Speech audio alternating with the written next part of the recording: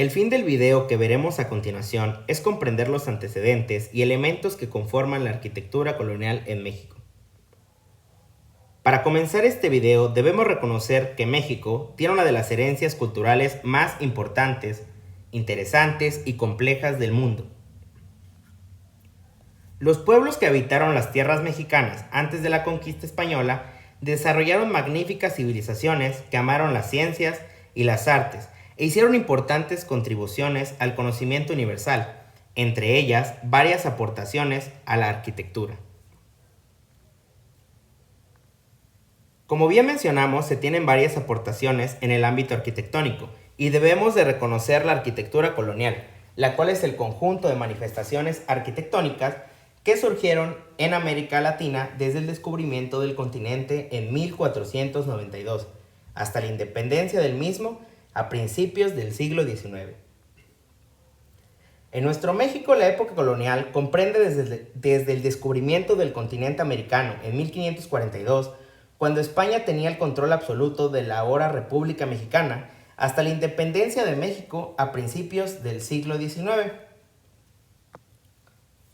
Las características de la arquitectura colonial son fachadas simétricas, ladrillo o madera con detalles simples, entradas elaboradas y vestíbulos de entrada al centro. En México de esta época se enfocaban principalmente en edificios religiosos católicos, debido a la necesidad de los españoles de evangelizar la llamada Nueva España. Para lograrlo, destruyeron numerosos templos prehispánicos, con lo que pretendían erradicar las costumbres religiosas. Así fue como en el México de la época colonial, tanto las construcciones habitacionales como los templos siguieron el modelo español. La campiña mexicana se dividió en enormes heredades feudales llamadas haciendas. Sin embargo, la población indígena vivía aparte en pueblos. La casa colonial típica se dio en las ciudades y tenía mucha similitud con las casas del México prehispánico. Estas casas se construían hacia adentro, por lo general de 2 pisos, fachadas simples y rodeadas por jardines amurallados. Las habitaciones se hacían alrededor de un patio interior, frecuentemente rodeado por columnatas, y por lo general se acostumbraba una chimenea de piedra en la estancia familiar. Con respecto a los materiales más utilizados, eran madera, piedra, ladrillo en el interior. Así como en el exterior, los muros se acostumbraban a hacerlos gruesos y pesados. Existe un contraste muy grande con el exterior. El patio interior era y sigue siendo un microcosmos colorido de la vida en México. Es el centro de las actividades que se desarrollan en una casa, da luminosidad y permite también la ventilación cruzada, algo de suma importancia en este tipo de clima, creando un ambiente agradable sin necesidad de aire acondicionado. La arquitectura colonial del estado de Oaxaca forma uno de los conjuntos más ricos, originales y notables del tesoro artístico de México, cuya referencia esencial son las portadas de los edificios heredados de la época colonial, puesto que en ellas se concentra la mayor riqueza ornamental y creativa de este periodo.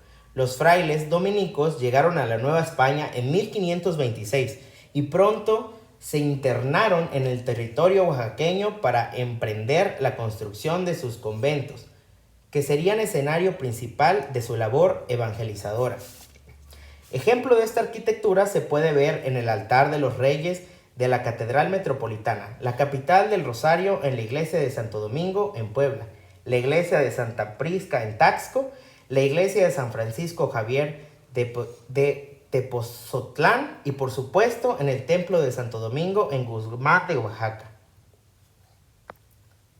Algunos de los ejemplos de esta arquitectura son el Palacio Nacional, que su arquitectura colonial se caracteriza por altos muros, amplios ventanales, arcos y espacios inspiradores en los que predomina la piedra.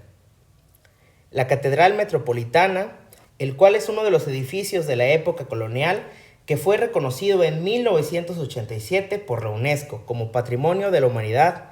Tanto al interior como al exterior de la catedral conviven con perfecta armonía los estilos coloniales, barrocos y neoclásicos.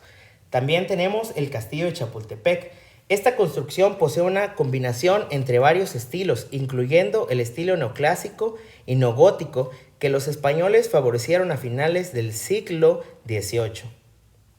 La Catedral Metropolitana. La catedral fue diseñada por un arquitecto español y su objetivo era reflejar las catedrales góticas de Europa. Se le conoce como la Catedral Metropolitana de la Asunción de María.